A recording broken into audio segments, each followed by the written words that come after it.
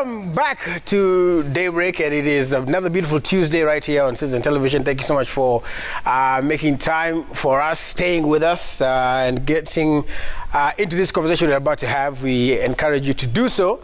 We'll give you the question of the day, and then you can always interact with us using the hashtag Daybreak. And the SMS is 22422. That is the number. I always say the number. He's hanging out with Shatta.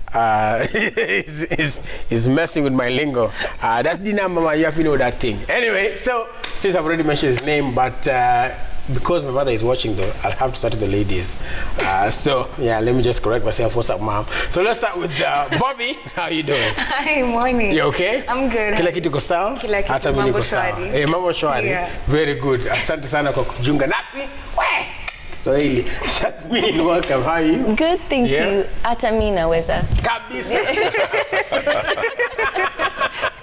There you go. There you go. CJ Atemo. How are you doing? I'm fine, thank you. You're good? Very well. I see you're wearing red like Manchester United. Well, because I kind of had a feeling that you won't have the red rag today, so so you put it. So I had to put it over here. Yeah, neutral carpet. It's all good. And Shatta boy. Wagwan. Walan. More life. Everything nice? Everything Chris. Very good. It's good. Thanks, man. It's good to see you as well. Yes. We're talking about something interesting. Okay. Before mwanzi. Nimewacha. Jana kwa Sporty Monday. Mulikataa kusema very important thing. Hamilton is a gun. He's a what? An Arsenal fan. He is. Continue. Wow. You see, that is good because it shows that you can come from two extremes. One side you can be very good. Very good. Another you can start from behind. Very bad. Arsenal started from number 20. And we're here. It is all good. We are tunangoja Christmas. Well, we want to talk about something that is it is interesting in the sense of just the facts behind it, I guess, and the different angles of it, especially the arguments that are being fronted. And just one aspect of it, we're not saying this is the actual thing, but just one aspect of it has been witnessed as we've been seeing all these fires coming up in the schools. Of course, half-term has been announced from the 19th, which should be Friday. Educationists and like have aired the views.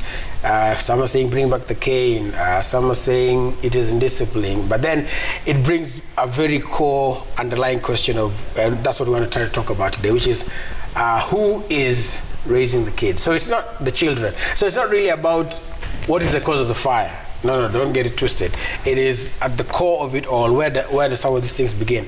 And I'll be sharing, there's an interview that was done on this station. Trevor Mbija had a host of educationists, and they were talking about some of these things, and throughout the program, we're going to try to show some of them. Just ever sure utani wakishia pia speaker huku, not to escape. But we're going to talk about most of them. But we'll start with that, with a basic question. That's what we're asking there. Who is raising the children? Just off the top of our heads, I'll start with you, Jasmine. Who, in this modern society, there are so many aspects of things. People will say teachers, some social media, and Roberta has once said that people are actually parenting themselves now. So what do you think is just off the top of your head, the answer to the question, who is raising the children now in this 21st century? Well, that's interesting because the question is who's raising the children, who's not raising the children. Because, you know, when you look at incidents like this that have happened, you'll be able to probably immediately go into judgment to say they should be disciplined, they didn't care about other students. But what you miss is the root cause, which is anger. And it's these children are trying to say something, and nobody's listening to them in any other way. And you immediately go into, you know, let's put that fire out even inside of them, but there's something burning inside of them that they need addressed. And a lot of the times it's, you look at today's day and age of parenting, it's so busy. And the big thing parenting sometimes is missing is full emotional connection. It doesn't mean when you're 8, 9, 15, you don't need a hug, you don't need love, you don't need kisses, you don't need your parents consistently asking and caring about what happened in school, are you okay? what's the home environment? What are these children mimicking? Because remember, children don't do what they're told. Children will do what they see, and their brain is impressionable from the age of 2 to 11. They live in a different brainwave state, which is called alpha. So they're absorbing everything inside before they even can translate and produce the effects we're seeing right now. So how are parents being there for children, but not even just physically being there? Not, I'm paying for your education, I'm doing the basics of what parenting should do, but it's the effort parenting requires. And so when you look at a situation like this, it's what's causing the anger inside of children like this? Where's the neglect? Where is it stemming from?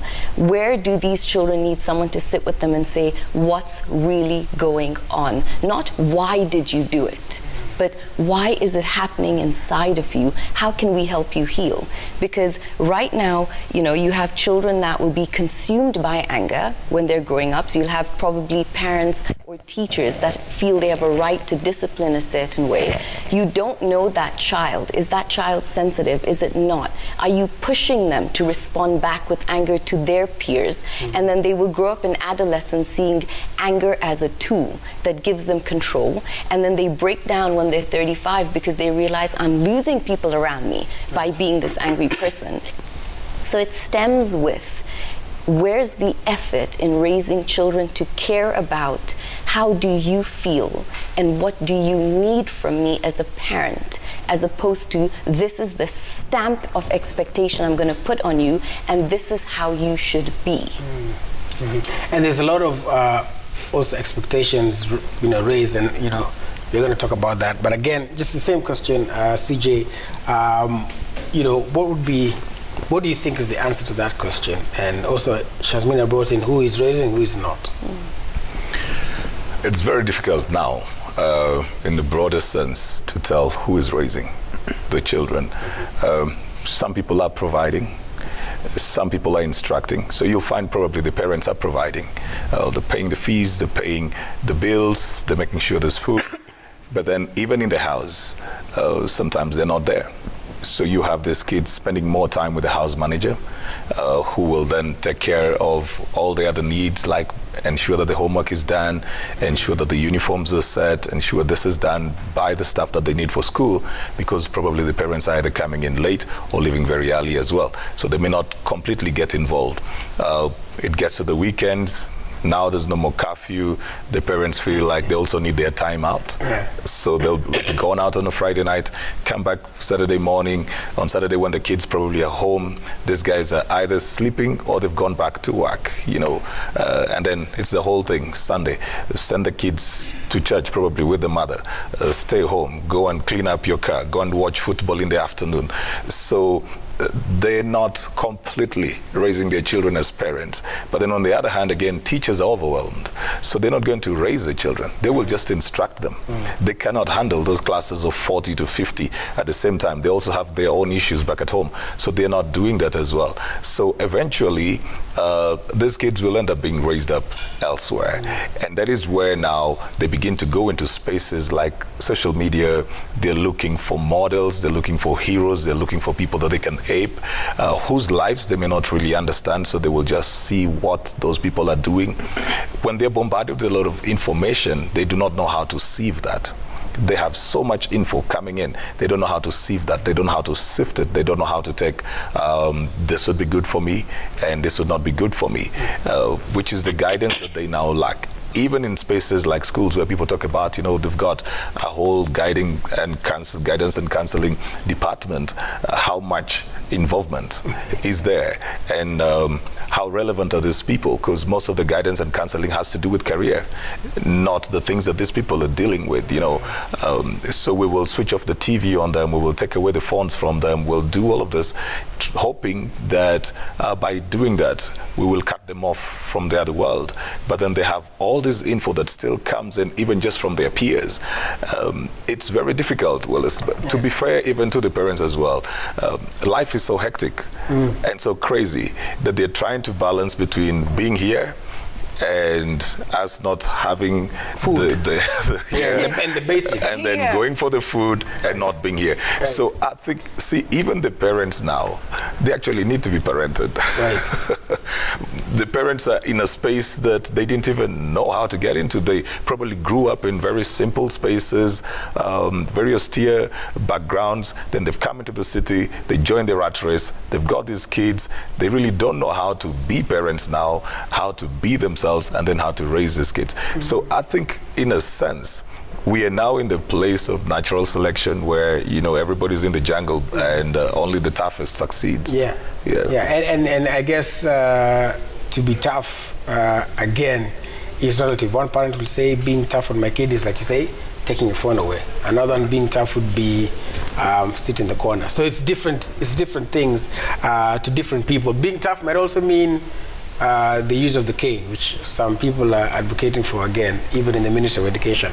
But again, that is neither here nor there for now. Shut up, boy. Well, go on. What do you think? I like that you match the energy. What do you think about, you know, who is raising the children in the context of what has been said, and also just in your own view? Children are raising children. Unaona, streets ndo zinalea watu hii. Lakini pia ni juu hii society iko tu hivyo. Unaelewa? So the children are raising children in the literal sense. Literal like sense. A 20-year-old now has a baby. No. Or what? No. A 14-year-old is raising your son. Maybe in school, wakicheza. Wewe uko busy unatafuta do. Una get? For example, yangu nikienda home naona my son ako so interested, ananiambia nimbuy dogi. Ananiambia daddy nataka dogi. Mimi wondering, kwetu hakuna mtu ashikuwa na dogi. Mimi sijawahi kuwa na pet, but this boy is insisting he needs a dog. Yes. Unaona? So I took interest. Hii story inatoka wapi? Then I realized kuna best yake, now a bigger boy that has a dog. Unaona? So my son wants to match this kid. Pia anataka kuwa dogi kama uchali. Unaelewa? So right now children are seeing things from other children and they want to become that. It's not easy today. Say you're a teacher or you're a doctor and you go home and your child does not want even to be a doctor. They don't, because they don't see you. They don't see what a doctor does. Unaelewa?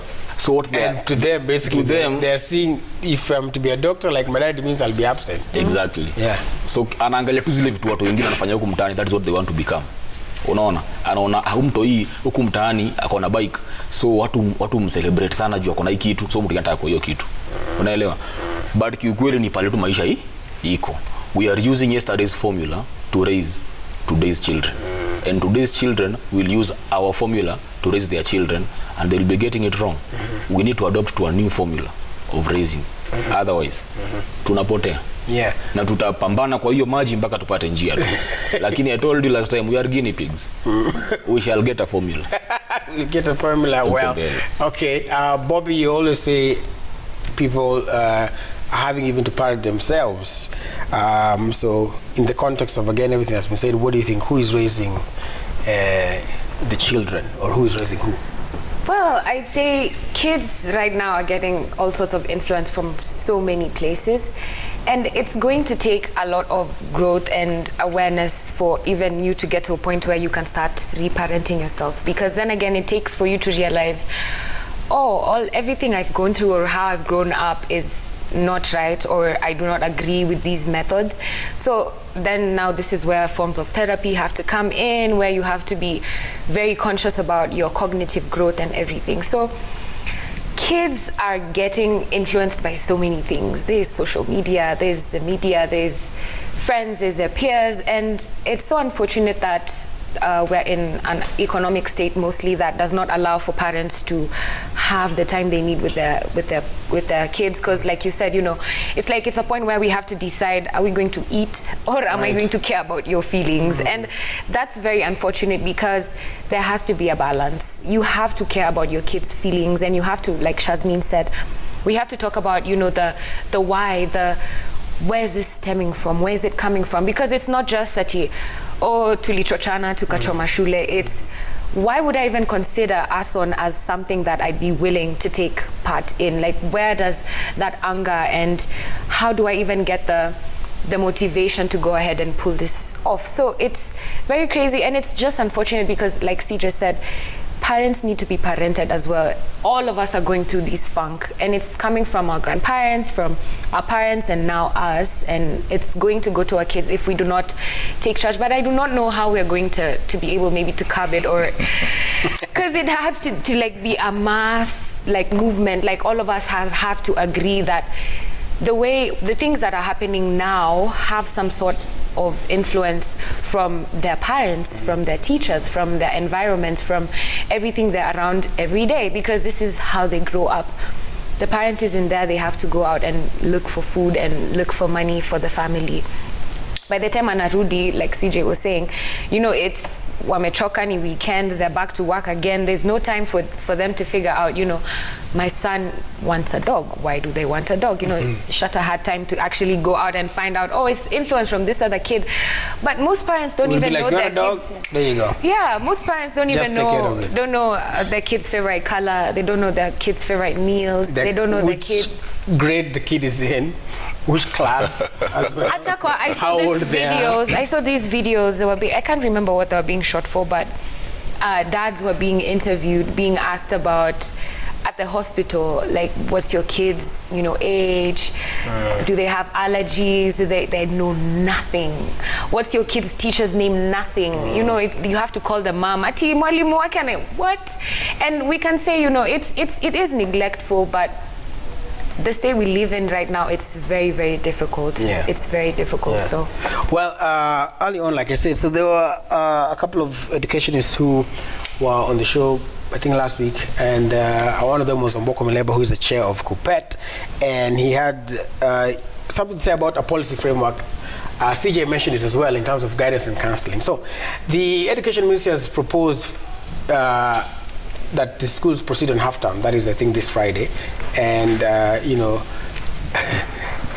there are mixed reactions to that because this has happened before. Again, this is not the first time we're discussing something like Arsenal, I think 2016. I think even when I checked, it was like way back in like 1987, this was happening for different reasons. But this is what he had to say. Especially interesting for me was when Trevor asked him about the role of parents. But let's listen into what he had to say on what the framework is and, you know, how this half-term, the first one, affected them. Half-term is good because it's a break.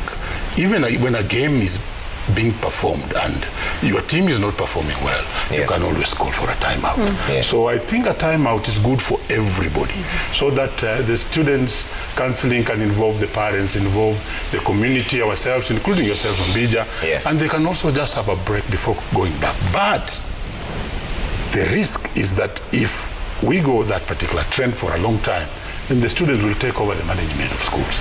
They'll know that if we want this to happen, we have to ban. But even then, if you don't address the underlying issues, because my other friends are here, we don't need really the boarding schools. Why are students just banning the dormitories? They are not banning classes, they are not banning laboratories. The problem is in the boarding institution. And one of our speakers here was correct to say that in some schools, this is not happening, like Starehe, like Alliance, and so on and so forth. It boils on infrastructure. What is the type of infrastructure we're having in schools for boarding vis-a-vis the old established schools? I think that's where the problem is.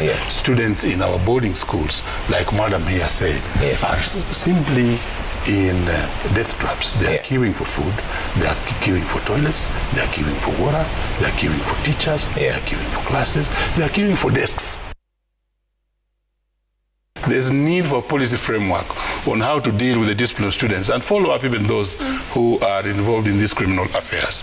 Having said that, did we receive the same students? We did not receive the same students. They were much older.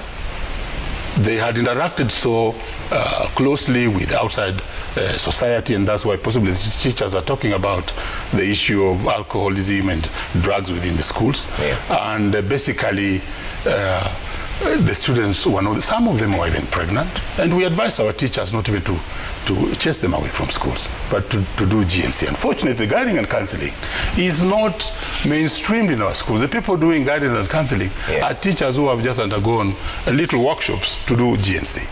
So when we go back now to a framework that will help the situation, then we'll be talking about a psychosocial model that will actually help the teachers. I know the private schools have done much better than the public ones. Yeah. They even involved their students some sort of psychosocial models that help them. Yeah. But this has to be mainstreamed in our schools within the public sector, so that we have professional counselors in every school. Yeah. But isn't that a direct indictment on parents? If the students were with them for 9 months and then they come back and they're different people, isn't the parents who fail, right, in disciplining their students? Whether that will make anybody happy for me to blame the parents or not, the truth is that most of the children have been mentored by teachers. And how many times will a student tell you that my great teacher, so-and-so, Umboko Milemba, if I did a good work, that is, or Oyaya Jarateng, who taught me in O-level, did a good job. Parents for a long time have been very positive and comfortable with students being in schools for a longer time. So that's the predicament that is there. One, guidance and counseling is, like CJ said earlier, is just maybe for career, and for you to get into the actual psychosocial, it's like he said, just a workshop. And the other thing that happens, I guess, is that offloading. I think, CJ, if you think about it, like you said, everybody has said there is a rat race. Every parents are trying to balance things. So it is easier to take your child and, for lack of a better word, dump them in boarding school and like, okay, you guys, this is for you for the next 3 months, and then come back. And actually, it is 3 months, then you're with them. Like, for example, this academic calendar, December holidays are only 7 days, and then they're back to school. Yep, only 7 days, and then they're back to school. So it's going to be crazy. So, like they said, our parents, some parents, I may not put all of them, leaving the job of raising children to teachers? Well, generally, because that's why I said parents need to be parented, because they're overwhelmed. They totally don't understand the space that they are in, because even when kids go back home for vacation, you'll find a lot of parents, and especially with the middle class, they will find programs to put these kids into, because they just don't know how to stay home with their kids. So they will find a camp, they will find a seminar, training, something. They'll want to enroll those children somewhere else to occupy their time, certain tuition classes, because they just don't know how to be with these kids the whole time without somebody else structuring this. So they have had this notion that their money will answer to everything. It will take away the parenting roles. And I was just going back into my phone to check. 5 years ago, there was this case of this doctor who was stabbed 18 times by the son. Yes. And when they were having this altercation, the man had said, I've given you everything. I've taken you to the best schools, I've done all of this, what would I want? Or rather, what would you want me to do with you? Because the boy had skipped exams. And the father was very frustrated. And he said, I've done the best. Now, that's where the challenge comes in, because sometimes we are hoping that if we expose them to everything, we buy everything they want, we give everything they need, then they will still turn out right. The balance here is, where do you bring love and where do you bring discipline? Because again, giving somebody everything that they want is not love. There's no love without discipline, and there's no discipline without love. If it is discipline without love, then that is brutality. But if you try to also just listen to everything that a kid is saying, they don't know much. They're speaking from wherever they are. My son is around the studio. We've been talking about his dreams, and he's fixated on certain things that he wants to do. And there's certain things that I think will help him in the future. So we're just trying to find a balance of that. Yeah. Again, you can't let the kids determine what they want. As the gentleman said, sometimes they'll take over, they'll be very manipulative. But the balance is bring love and discipline at the same time. You can't just give and hope that if I buy for him, if I take him here, if he goes to this best schools, if he meets other people, if he's always in programs, they'll turn out right. It comes back again to what Shazmin said earlier. Sometimes there's a deeper cry. You can give everything. Then they're saying, but you've not given me you. You're not listening to me. The case of that child, the mother had died. So there's probably that element of, the trauma that he was dealing with, the distress that he was dealing with at that particular point, probably angry, maybe maybe blaming the father for, the mother's death. Sometimes people do those kind of things subtly, and you're not paying attention, and you're wondering, why have you not sat your exams? I think that we have to listen more, and then we have to guide. So we can only guide from the point of having given our ears. Yeah. And Sharmeen, I guess the other thing is, as we are offering the guidance as well, and I mean, shout out to the teachers as well who are different conditions, they have their own pressures as well. And the teachers are also parents, so they also have their children as well. But is it a little bit, especially now, is it time at least to actually introduce proper, kind of guidance and counseling? Like, I know it might be an extra cost, and that's why the speaker there said mostly private schools are doing it better than public schools, because again it comes down to that juggling that we were talking about. Same with the family, same with schools. Will this money go to uniforms, food, or will it go to a teacher? But then again, if you don't get guidance and counseling and the effect is burning and you're trying to save some money, now you have to spend some money. So is it time to have that guidance and counseling, and for parents as well as for the teachers in school? That's a beautiful question, because my son's in a private school. He doesn't see his counselor. His friends don't see the counselor. They don't feel they are attracted to go sit and talk because they already feel the counselor doesn't understand our world. And the thing with parenting of this generation is you got to move from traditional parenting to conscious parenting. And conscious parenting means your child will be able to tell you how they want to be parented.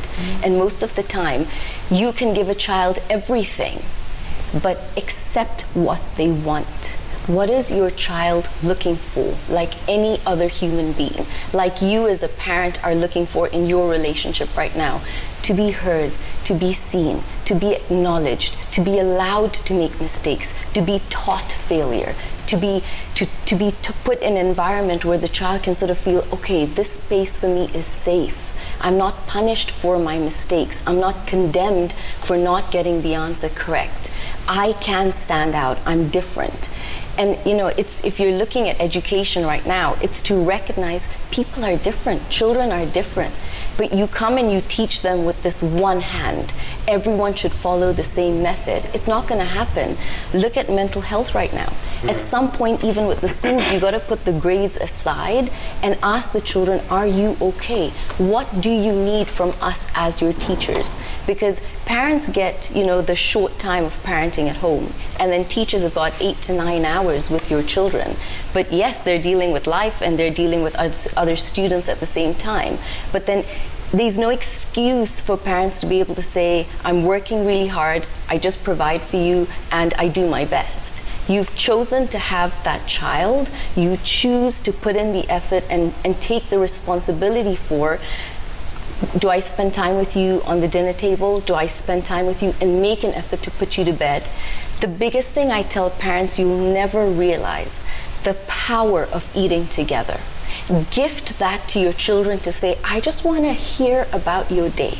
And that is what our dinner table looks like. What happened in school, Jibs? What happened with your friends? Who's doing what? Are you kidding? Did that happen? How come our 17-year-old will feel I can be friends with my parents, yet responsible enough to have never drunk by 17, to have never smoked, to choose not to party, to choose to want to have a focus in life, to choose not to skip and Skype school, despite the fact that some of his friends will be like, oh, you seem too perfect. But there's a confidence he'll have inside to say, yeah, because I actually know what I want out of life, guys. And he'll tease them and be like, I'll employ you. If you don't come to class with me, I'll employ you one day. So if you want to be on par with me, let's go to class together. But it's taken time. It's an investment in your children. But the sad thing is what parents won't realize, and you can't blame them because they do the best they can with the resources and the tools that they have. But also that's not enough. Ignorance can't be the excuse. You have to get educated on what parenting the Gen Z generation is all about. And their generation is influenced, sadly, by what's on their phone. Consistently, it's influenced by who's wearing what. So you need to raise children that are so content internally, that know who they are, but are so comfortable to make mistakes. Teach your children, what did you fail at today? Let's discuss you on the dinner table. Let me put you into bed. And let me ask you what else happened in your world. Because remember, when you go into your child's bedroom, that's their world. You're a guest in their world. Now allow them to bring you in, to talk to you, to tell you their theories. Allow yourself as a parent to not know. Allow yourself as a parent to get educated. There's nothing wrong with that. Show your children, I'm human. I feel a little lost. I'm a little confused. My husband will ask my son business ideas, and my son will feel challenged to solve them, even though sometimes my husband might know the answers. But you're allowing the child to feel, I'm valued. My voice matters. Because remember what we do in school. Put your hand up and wait to be asked. You do that in life, wait for life to ask you. Nobody is coming to do that. Stand in a line. You stand in a line in life, you're going to lose. You know, keep quiet and don't talk. I mean, your voice is what's going to get you hurt. Yeah. Right. Yeah. So parents need to be educated. Teachers need a softer hand, more support. But then it's also counselors that need to understand, I need to be a friend in order to influence this child. And also the other thing is, even just in the school systems, you mentioned something there that is very rare anywhere, you know, being told that, you failed, okay. It is results driven. On top of that, shatter boy, is the fact that yes, there are, you know, they are waiting for results. But look at the system now. Look what happened with COVID, for example. No visiting days, no inter-school what do you call, for competition funkies. So basically, when the child goes to school, it's just mutoto na vitabu na walimu. So they are not interacting with anybody else. They are going to see their parents for commission. And on top of that is the pressure. There is grading. Number one, what grade you're going to get. It's an explosion waiting to happen, don't you think? Acha nikuambie. Niambie. Naweza enda off script. Enda sawa. Na serikali. Na serikali. Juu tulikuwa tunaongelea watu wakubwa kidogo, si ndio? Kenya hakuna public schools. These are concentration camps. Having gone through them, for 4 years, I can tell you there is no school. Okay. Actually, that was said in that conversation as well. Walisema? Yes, they did. Oh, very good. Sasa mimi nimepitia, and I know what I'm saying. Yeah. Na unajua, when I say tulifukuza mkoloni, but we kept formula mkoloni. We are using the colonial formula in living our lives, yet we chased the colonial. Unaelewa? Schools were meant to teach you a different culture. That is why schools, if you are to go to a boarding school, you spend 9 months in boarding school and 3 months at home. So where is this child learning more? They're spending 9 months of 12 months in that school, learning from that school. Why aren't children burning their homes? Mbona wakasiriki wanachoma nyumba zao? Mbona wanachoma shule? Na wanachoma pali wanaishi? Unaget? Mbona waendi kuchoma class? Living conditions in those schools. Unaona? Another thing. Actually, that's true. Just to cut you short, there was a time, I think a few years back, Moi Girls, and there was a fire or something like that happened there, and then they found out that the children are actually sleeping on triple deckers.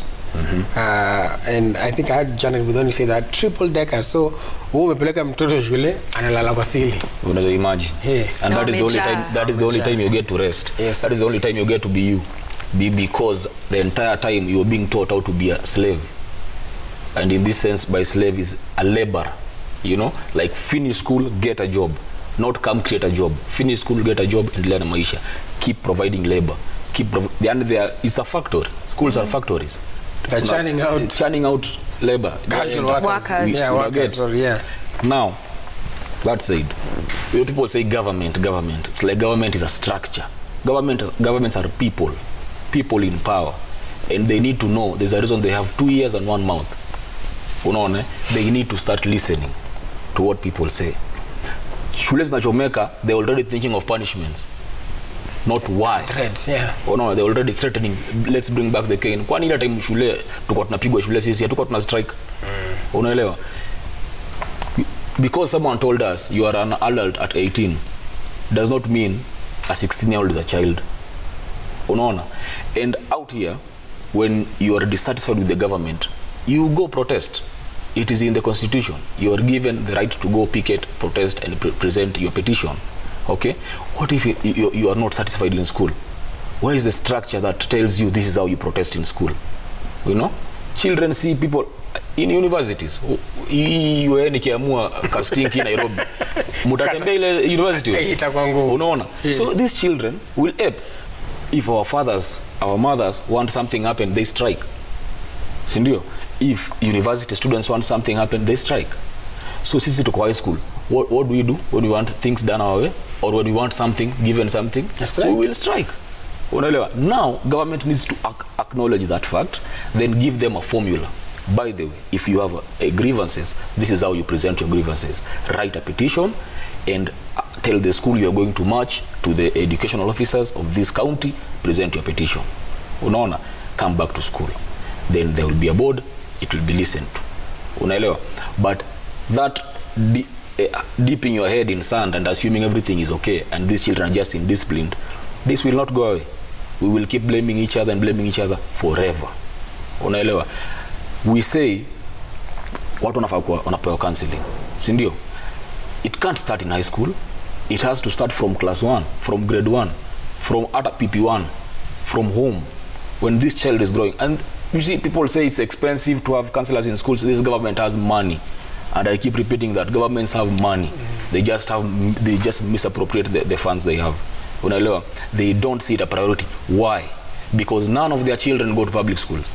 These government officials, their children are in private schools. They get taken to school by our taxes. They never get to see reality.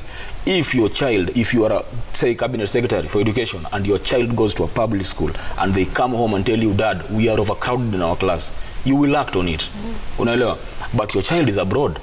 This child is getting the best care ever. What are you telling us? What do you know about the real situation in this country? You know, if your child gets sick, they go to a private hospital, they'll be treated by our taxes. When will you ever know what is happening in the public hospital if you never get to interact with it? Unaelewa? That is the problem we have, that the people in control are not in touch with reality or ground. You know, I've just thought about something when he's talking about marching to the education office. We tried that when we were in primary school. We tried that.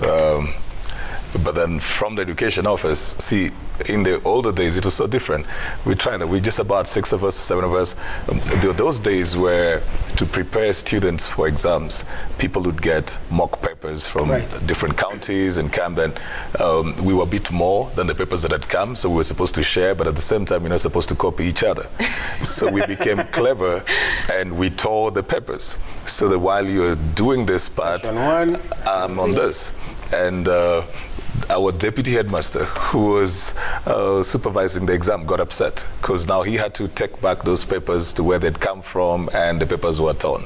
So he decided we were not going to sit the rest of the exam. We're about 6 of us, 7 of us. 2, their parents were education officers. My mother was a teacher in that school, but I knew if I went to my mother, I would be killed. You know, teachers are always right.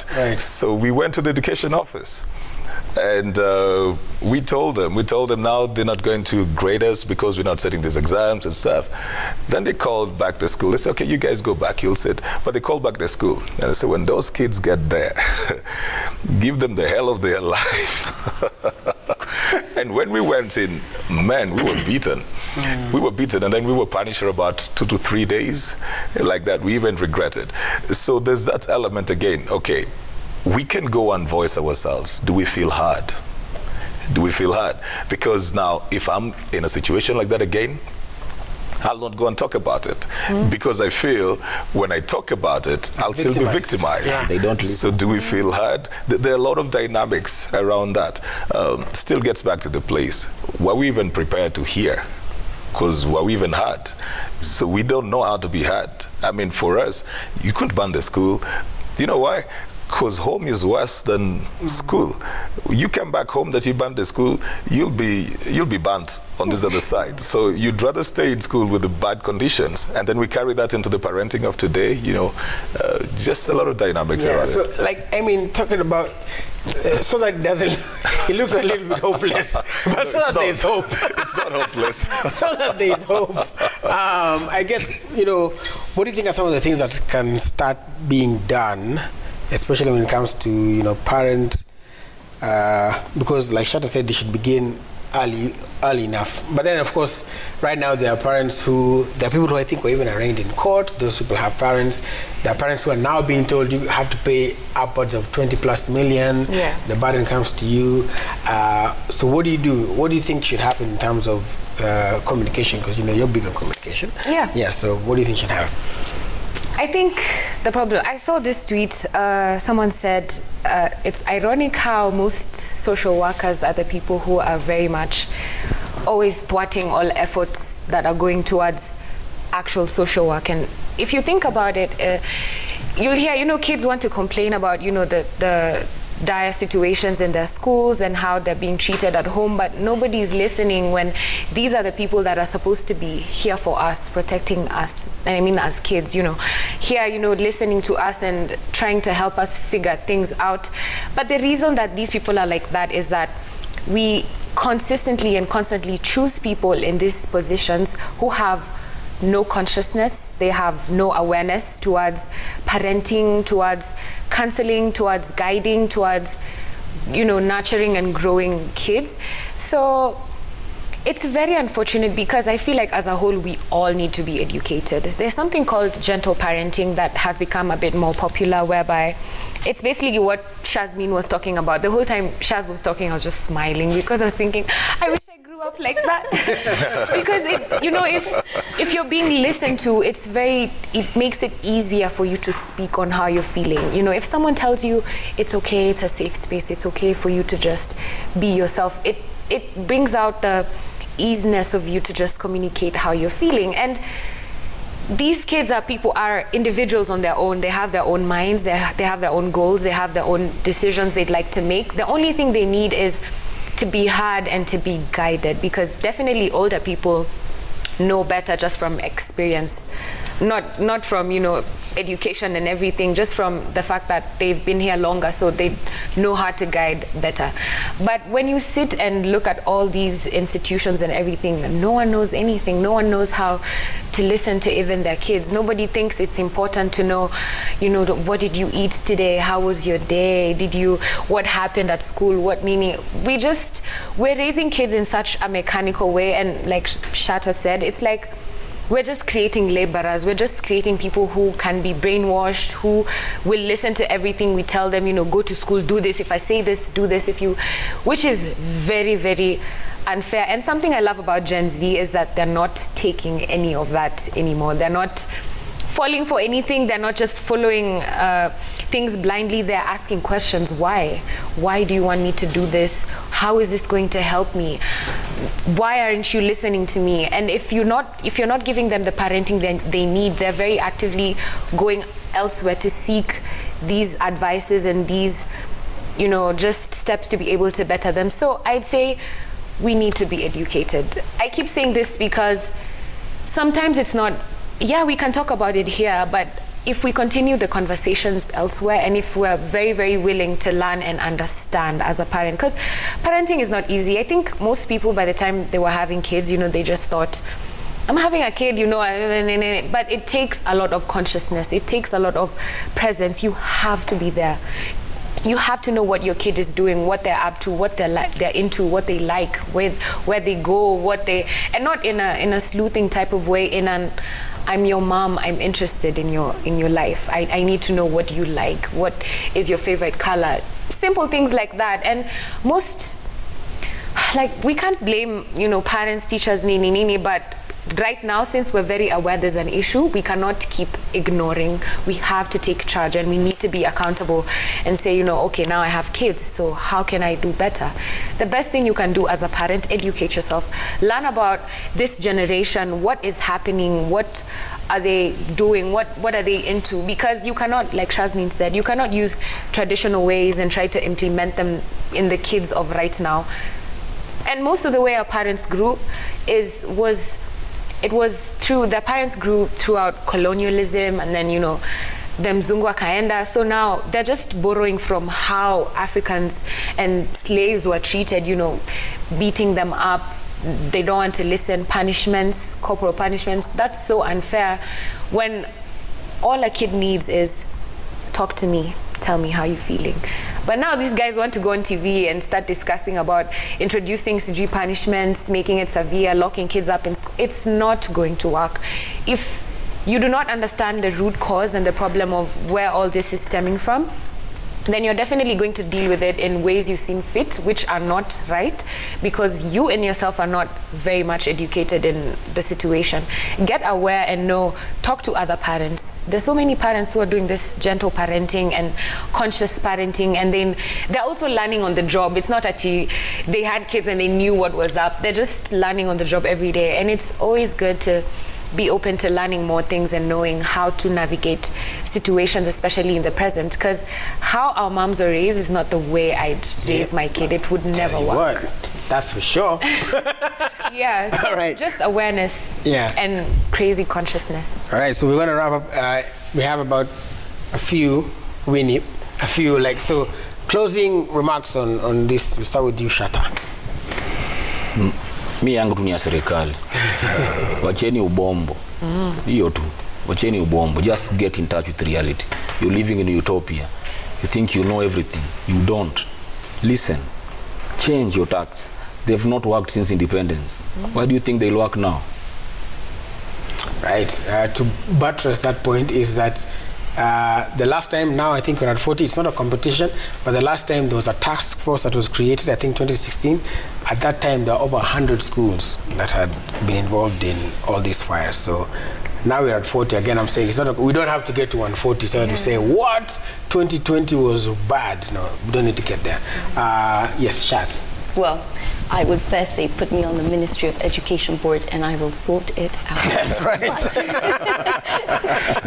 This would be my thing is if more parents got involved to turn around and listen to the child and say what's going on in school, what's not going on in school, and you keep coming to school to complain and saying my son's not happy, and you show the school I'm involved, I'm enabling my child to have a voice, I'm telling my child to speak out, my child will not be bullied at home, he will not be bullied in school, which means parents need to change at home as well. They need to make a safer environment for the child at home. For a child to have the confidence to go into a new environment and feel I'm confident, I have a voice, I can speak, I need to be honored. It doesn't matter what my age is. Respect is respect. You want to pull out a cane and hit a child, then is it okay for someone to pull out a cane and punish you as an adult? Because you still make mistakes as an adult. So don't do that to children. You're raising more people to be scared. This is supposed to be the generation that's going to be the next leaders. Don't bring up angry, resentful people. You pull out 5 children from grade 7 to grade 12 or 13, ask each child, what do you need in school? What do the teachers need to change? What can we do more for you? How can we be there for you? 5 children will tell you what they need in class, what they need in that school. And if the Ministry of Education wants to change this, then don't change it by thinking you know. You don't know. That's why there are fires. Go and ask the children, listen to them, give them a voice, and you'll actually start to change the platform for those children. All right, finally, CJ. Well, I think I'll go a very different direction as well. I think parents are trying too hard to, make it in life. Probably if you scaled down, you'd have more time for your kids. Part of the reason you don't have time for your kids is because you're really trying to make it financially and economically. And life is to be lived, not just making a living. So probably if we can get content at some point and say, look, I can afford a house and this, I don't have to work my head off 20 hours just because I'm trying to live in a certain kind of space or something, maybe then I will have some little time, some more time with my kids. It comes to the matters of priority. Also, when we send kids to school, why do we send them there? We shouldn't make school become a life and death thing.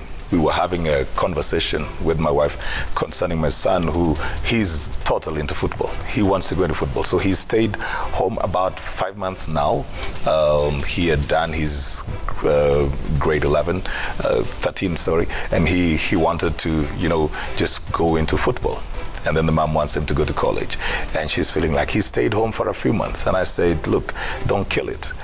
There are people who have stayed home for 2 years, like Uganda. And 7 weeks, yeah. yeah, so I said, just pace it. There's no race. This is not supposed to be a life and death thing. It's better for somebody to pose now than to pose at 35 and pose at 38. Right. So we just need to pose it and keep every kid growing and learning at their pace. It's not a life and death thing. People will come out with good grades and sometimes not make good decisions in life as well. Right. Yeah. All right, well, we want to end it there. I can hear distinctly the sound of the music. That means we're out of time. Thank you so much. We hope, like Roberta said, keep these conversations going on after this. Listen to your children, and children also listen to your parents. Let there be some sort of balance at the end of the day. Okay, I don't know why my light went on. But at the end of the day, you know, just talk, communicate, and hopefully, you know, we'll keep these conversations going until we see a change. Remember, successful people look like you. God loves you and that will never change. Peace and love. I edited it there.